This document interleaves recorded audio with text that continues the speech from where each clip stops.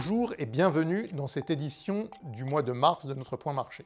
Au mois de février, la plupart des actifs risqués ont continué d'évoluer favorablement, que ce soit du côté des actions, mais aussi du côté de certaines obligations d'entreprise. Je pense notamment à l'évolution du haut rendement aux États-Unis. Alors cette performance des actifs risqués s'explique par un environnement de regain d'anticipation, de croissance pour le reste de l'année. Tout ça dans un environnement de taux d'intérêt qui sont amenés à rester faibles, et ce d'autant plus que les banques centrales continuent de marteler un message de politique monétaire accommodante. Parmi les événements principaux au mois de février, on retiendra en particulier aux États-Unis les nets progrès enregistrés du côté de la stratégie vaccinale, tout cela dans un contexte d'un plan de stimulation budgétaire qui va doper la croissance américaine dans la deuxième partie de l'année.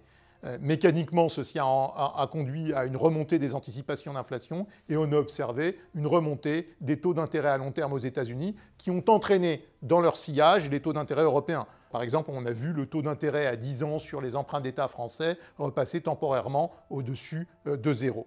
Alors les banques centrales conservent des politiques monétaires très accommodantes, il n'y a pas de remontée des taux directeurs à attendre et par conséquent ce mouvement de taux d'intérêt reste encore assez mesuré. Aux États-Unis, le déséquilibre sur le marché du travail reste particulièrement prononcé, de sorte que après le petit pic d'inflation qu'on anticipe à 3% dans le courant du deuxième trimestre, on devrait voir l'inflation refluer dans la deuxième partie de l'année.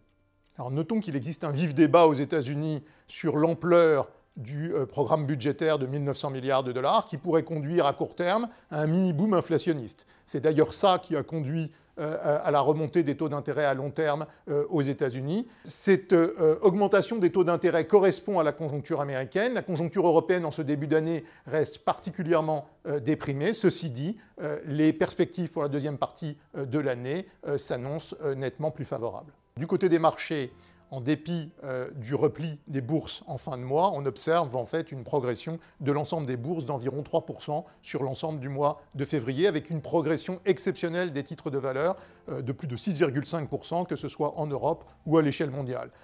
Du côté du marché des changes, l'euro s'est stabilisé aux alentours de 1,21 $. On observe une petite appréciation de la livre sterling et du yen à la fois vis-à-vis de l'euro et vis-à-vis du dollar. Fait notable, du côté des matières premières, le pétrole a gagné plus de 20% sur le mois. Ça s'explique bien sûr par le regain de croissance attendu dans la deuxième partie de l'année. Ça s'explique aussi par l'hiver particulièrement rigoureux qu'on observe au Texas, qui a conduit à un gel de la production locale. Nous anticipons en réalité que les pays de l'OPEP pourront revenir et accroître leur production, ce qui devrait normaliser la situation sur le prix du baril dans le courant de l'année.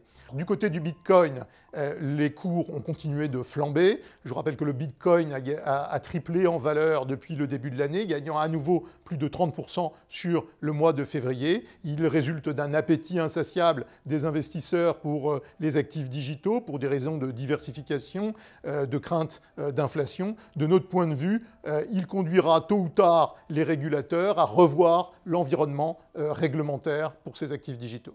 Dans cet environnement globalement reflationniste, il convient de continuer de privilégier les actions par rapport aux obligations, en privilégiant notamment les valeurs les plus cycliques. On pense en particulier à la bourse japonaise ou au marché d'actions des pays du sud-est asiatique.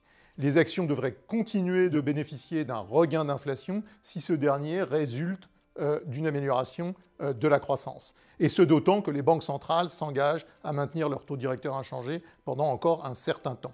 Du côté des obligations, il faut continuer à se positionner pour tirer parti de la poursuite de la remontée des taux d'intérêt à long terme, notamment aux États-Unis.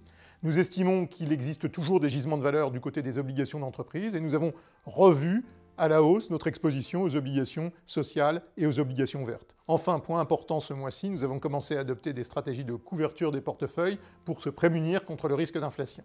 Merci de votre attention et rendez-vous le mois prochain pour notre point marché.